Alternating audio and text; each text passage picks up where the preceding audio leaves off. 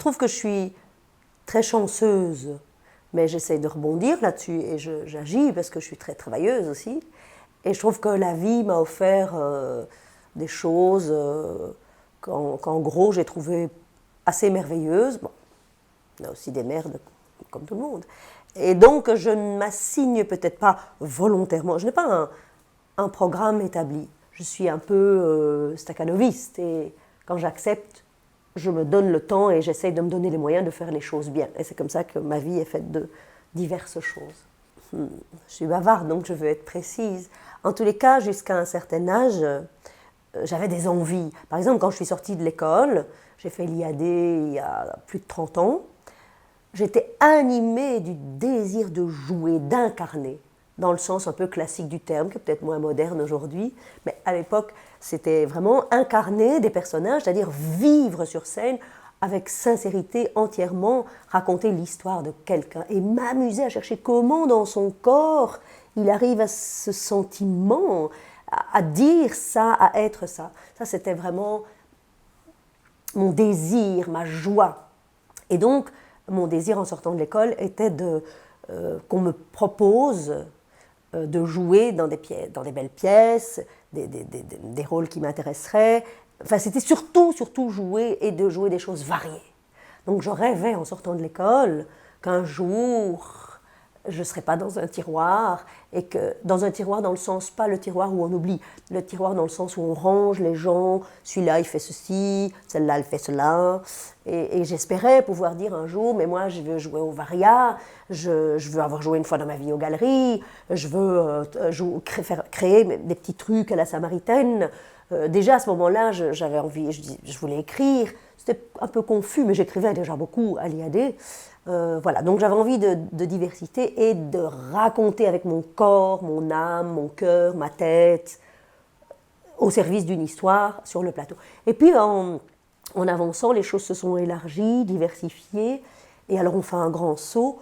Aujourd'hui, j'ai 57 ans, j'ai peut-être moins besoin que mon corps joue tel ou tel personnage, se fonde dans tel ou tel personnage, mais j'ai aussi envie de me dire quelle est la parole que je porte sur un plateau. Qu'est-ce que je partage au point de vue du sens. J'ai quand même toujours lu une pièce avant d'accepter. Il y a des pièces que j'ai refusées quand même, des choses où je n'étais pas du tout d'accord. Voilà, mais pas énormément. Mais aujourd'hui, j'ai plus envie de me poser la question à quoi je participe comme histoire qui est racontée, c'est un peu classique de voir le théâtre comme ça, on n'en est peut-être plus à ça, mais enfin, quelle est la parole qu'on prend sur un plateau, qu'est-ce qu'on va partager. Et donc à essayer là d'être plus maître, si on peut l'être en Belgique, je n'en sais rien, d'une carrière, si on a une carrière en Belgique, je n'en suis pas sûre. Donc par exemple, ces dernières années, j'ai eu la chance de jouer dans un spectacle, une écriture de Gélinet qui s'appelle Jackie de Gélinet, les drames de princesse, qui est un texte très différent de ce que j'ai pu faire peut-être ces dernières années, qui est un texte assez intellectuel, assez difficile, très féministe, très poétique aussi. Enfin, c'est un genre de texte auquel je ne m'étais pas frottée ces dernières années, avec un metteur en scène beaucoup plus jeune, dans un théâtre que je trouve qu'elle fait un travail magnifique toutes ces dernières années, le Théâtre de la Vie. Et ça m'a beaucoup plu. Et je me suis dit, ah ouais, ça m'a nourri. Et donc voilà, ces dernières années, j'ai envie de trouver des textes, des choses qui me nourrissent. Tout ça pour dire que c'est un peu les hasards de la vie qui font que là, l'occasion est, j'ai envie, ça se met d'animer un atelier d'écriture. C'est le bon moment, c'est bien. Puis là, on m'a proposé ce spectacle-là, je vais jouer. Donc j'essaie toujours de faire les choses le plus à fond possible. Je ne suis pas maître de absolument tout. On pourrait résumer ça en disant que tu es une femme de projet. Oui, on peut dire que je suis une femme de projet. C'est un mot que j'aime bien, le mot projet, parce que dans projet, je vois quelque chose de très vivant qui se construit là, maintenant.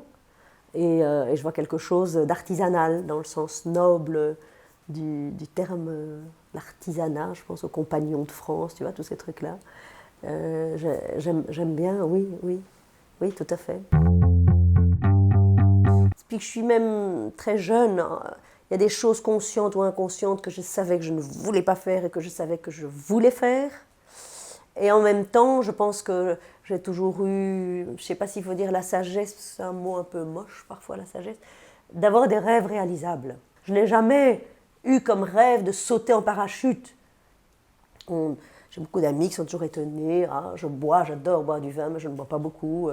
Ah, j'adore fumer, mais je ne fume pas beaucoup. Je fais toujours bien attention. Si je sens que ma voix est fragile, je travaille pour. Enfin, tu vois, je suis très raisonnable. Oui. Et puis il y a un endroit chez moi où je crois que les amis qui me connaissent bien, ou quand ils viennent me voir jouer ou quoi, me disent toujours, mais toi tu es vraiment folle. Donc ça c'est définitif, tu es vraiment jetée, quoi. Je sais pas, il y a un peu les deux en moi. Ce qui fait que. Mais en même temps, j'avais des rêves, tu vois. Et doucement, doucement, je les réalise. En sortant de l'école, par exemple, je m'étais dit, oh, j'aimerais bien un jour parvenir à écrire une vraie comédie avec les règles de la comédie de boulevard, mais contemporaine. Mais une comédie populaire, dans le bon sens, dans le sens noble du terme, tu vois. Populaire, ça veut dire qui est ouverte à un large public. Une vraie comédie à l'ancienne. J'ai été bercée avec ça quand j'étais enfant. Et on regardait beaucoup au théâtre ce soir, Jacqueline Maillan, de Funès, des trucs un peu, j'aimais bien les trucs un peu absurdes, les Branquignoles, des trucs un peu de Jerry Lewis qui était un peu fou, avec cette grande voiture où ils sortent à 30 de la voiture. Un jour, je m'étais dit ça, mais à 22 ans. Et l'année prochaine, j'ai écrit une comédie qui sera jouée au Théâtre des Galeries. Je rêvais aussi de travailler dans plein de capitales du monde. Tu vois, j'ai pas encore... Je travaillais une saison à Paris, c'était délicieux, un spectacle qu'on a joué longtemps, qu'on a repris au printemps sur les Champs-Élysées. C'était trop bien. J'ai ramené une pièce de Londres, mais j'aimerais bien encore, j'ai joué quand même un long moment à Lyon, j'aimerais bien encore que ça se passe à Rome, à New York, tu vois, mais ça j'y arriverai sans doute jamais, mais c'est pas grave. Des petits rêves comme ça, tu vois. Mais parmi ça, je rêvais de faire de la plongée sous-marine, il n'y a pas longtemps, parce que je suis très, très froussarde, et pas sportive, mais très scolaire. J'ai fait de la plongée sous-marine. On s'éloigne du métier, mais moi, mon métier, je le prends toujours comme une curiosité. J'essaie toujours d'être curieuse. Et je veux rester curieuse, par exemple, j'essaie d'aller au Kunsten Festival des Arts. C'est peut-être pas le premier endroit où j'ai fait mes classes. J'essaie d'aller au KVS. Je suis ce que fait 1000 € à Gand. Je ne veux absolument pas vieillir ringarde. J'ai eu beaucoup de grandes émotions quand j'ai joué Constellation de Nick Payne au Théâtre Le Public il y a quelques années. Ça s'est vraiment très très bien passé, ce qui fait qu'on a eu une très belle tournée, très très très belle tournée, et puis on a repris le spectacle, donc on l'a joué sur 3 ans. J'ai eu une grande émotion parce que justement, nous l'avons découvert à Londres, Bernard Cognot, mon compagnon et moi.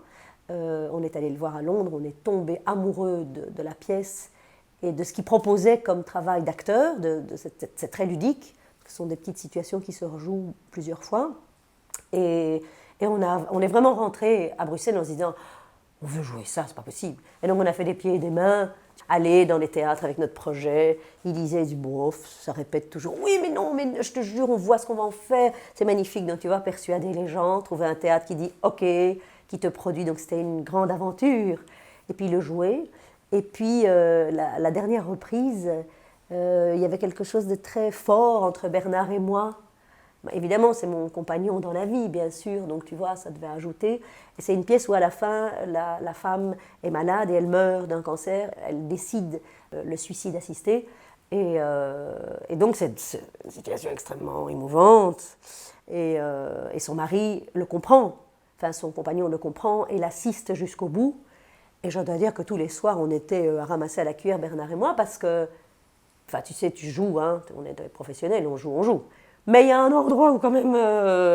Bernard, qui est dans la vie très English, comme ça, qui a l'air un peu sans émotion, enfin, il y en a beaucoup, mais tu sais, il se tient. Et tous les soirs, il pleurait, donc tous les soirs, je pleurais. Enfin, on se retenait, mais il y avait quelque chose de très fort. Résidence d'écriture m'apporte énormément. Et à un autre endroit encore, c'est vraiment rigolo. Mais elles me nourrissent pour revenir à mon travail d'auteur, d'autrice, et d'actrice, et de metteuse en scène, et de prof. De toute façon, je trouve que dans la vie, c'est ma façon de voir la vie, tout te nourrit et tout rebondit, tout ce que tu peux faire.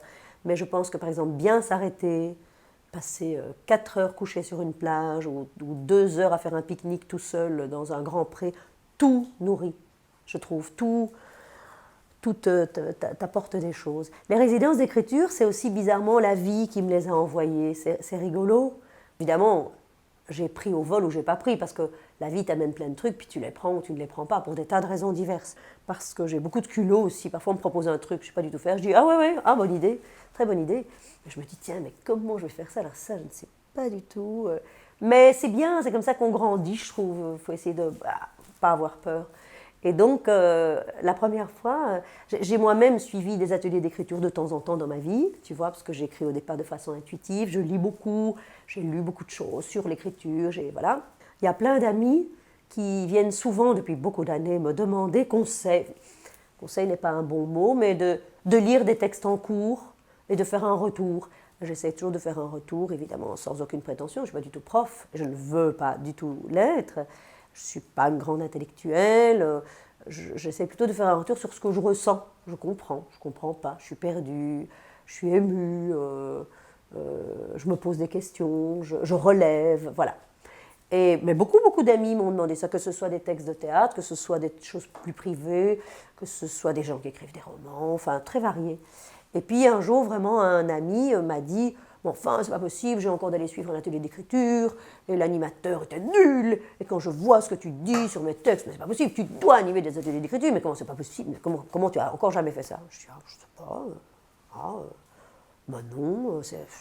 Mais oui, voilà. » Et donc, c'est lui qui m'a poussé, il l'a organisé avec moi, carrément une résidence, on a carrément loué une maison, donc tu vois, c'était quand même un peu cher, parce qu'une maison pour que chacun ait une chambre, et que tu veux qu'il y ait, je sais pas, 10, 12 personnes, c'était une très très grosse maison. Et en 2 temps, 3 mouvements, on a eu beaucoup trop de monde, on a refusé des gens. Donc j'ai beaucoup travaillé. Et en fait, c'était délicieux. C'était juste extraordinaire. C'était riche d'un point de vue humain, d'un point de vue partage. Depuis, j'en ai proposé d'autres, bien sûr, alors de moi-même. Mais je le propose toujours comme un partage. Et je dis aux gens, ben voilà, explorons. Vraiment pas de prétention, je ne sais pas tout, il y a plein de choses que je ne connais pas. Donc on explore et on se pose la question ensemble, tiens, pourquoi ce texte que tu as écrit, tiens, on s'ennuie un peu, ou tiens, on ne comprend pas très bien, qu'est-ce que ça a voulu raconter, on ne comprend rien du tout, tiens. Et donc j'essaye de lire beaucoup d'auteurs ou des auteurs qui ont écrit à propos de l'écriture, pour déposer des petites graines. Et ces résidences-là, je les adresse toujours vraiment à du tout public, donc à toutes sortes de gens, mais c'est très très riche. Et j'ai souvent eu des ateliers où il y avait des gens de 80 ans et des gens, j'ai eu même le plus jeune 15 ans. C'est magnifique. Mais moi, ça, j'y crois beaucoup dans ma vie, au partage. Et sur un plateau de théâtre, en tous les cas, quand on joue des pièces plus classiques, il est arrivé assez régulièrement, tu sais, du Tchekhov ou quoi, qui est tous les âges. Et c'est vraiment riche. Que penses-tu de l'archive ? Je pense que l'archive doit vraiment exister pour des choses qui nous paraîtraient avoir une utilité publique à un endroit ou à un autre. Des jeunes comédiens, je trouve que ce serait bien qu'ils aillent voir archiver Musée de la littérature, qu'ils aillent lire des trucs, qu'ils s'asseyent de temps en temps à la bibliothèque et qu'ils sachent qui est Claude Etienne, parce qu'il y a eu ça avant, parce qu'il y a eu ça avant, parce qu'il y a eu ça avant, parce qu'il y a eu ça avant, ou en Elvaria, comment il a démarré, qui a fait d'abord quoi. Mais je pense que ça a sa place et que c'est important d'archiver, parce qu'alors on voit le chemin et on voit, c'est comme Picasso, il peint, on se dit, mais attends, je peux le faire, quoi. C'est quand même pas très bien dessiné, quoi. De savoir d'où il vient, savoir qu'il a un sens de la proportion qui est magnifique. Quand tu vois ses tout premiers dessins, tu dis, attends, oui, d'accord, ok, respect. Enfin bon, bref, l'archive, elle est là. Et tu peux y avoir accès. Et par moment, par exemple, dans un cursus scolaire, je pense qu'obligatoirement, il faut expliquer aux gens d'où nous venons, hein, donc sur quoi on s'appuie. Et en même temps, heureusement que les jeunes ou les moins jeunes, on s'en fout, parfois oublient tout. Tu vois, en même temps, parfois, il faut tout oublier. Sinon, on n'aurait pas eu l'art contemporain, ou parfois, il faut donner un gros coup de pied dans tout. Et si ça m'ennuie d'avoir 2 fois le même mot, alors on s'amusera à chercher quand, alors. Mais si ça m'intéresse de dire 3 fois qu'il pointe son doigt et que ce doigt revient et que c'est encore son doigt qui voit et que c'est toujours son doigt qui est devant, alors ça a un intérêt. Si ça m'amuse de ne pas mettre de point, de ne pas mettre de virgule, alors qu'on dirait ta phrase est longue. Mais si j'ai envie que cette phrase soit longue, il faut pouvoir donner des coups de pied dans les choses. Voilà. Il y a un tableau que j'adore, c'est le Groom de Soutine. il me touche, il me bouleverse. C'est un groom, mais pour moi c'est un pantin. Et un clown, bah oui. Je trouve qu'ici il a un costume, tu vois, comme j'en mets un tous les soirs. Et il est dans un rôle, hein, dans le rôle du groom. Moi je joue beaucoup de rôles. Pour le moment, je trouve qu'il y a plein de liens formidables entre ce qu'on me propose de faire et mon trajet personnel. Déjà, Gélinec, l'année passée, ça m'a vraiment travaillé. Et puis Ménopausée, qui était ce que c'était, hein, mais ça m'a beaucoup interrogée, parce que c'est tout à fait en lien avec mon âge, c'est dire son âge, puisque je suis ménopausée et qu'on pouvait en témoigner sur le plateau, et qu'est-ce que je fais avec ça aujourd'hui, avec ma vie, tout ce que je te disais, ce que j'ai vécu ces dernières années, qu'est-ce que j'en fais, vers où je tourne, et même ce spectacle-ci qui est une comédie, c'est très intéressant, c'est très vivifiant, puisque le personnage, elle a un amant qui a son âge, et par une série de hasards, elle rencontre un gars très jeune qui la trouble totalement, qui est complètement un chien fou, avec qui elle a une aventure, et elle termine la pièce en disant « mais moi j'ai envie de garder les deux ». Elle se sent complètement en vie de liberté, de non-jugement, de... Ouh, c'est très amusant. Par exemple, pour le moment, il y a une réplique que j'aime beaucoup. L'amant de mon âge, qui n'est pas trop content que j'ai une aventure avec un gars de 29 ans, me dit « mais on était si bien ensemble et moi je pensais qu'on allait vieillir ensemble ». Et elle lui répond « oui, mais pas tout de suite ». Je la trouve juste bien.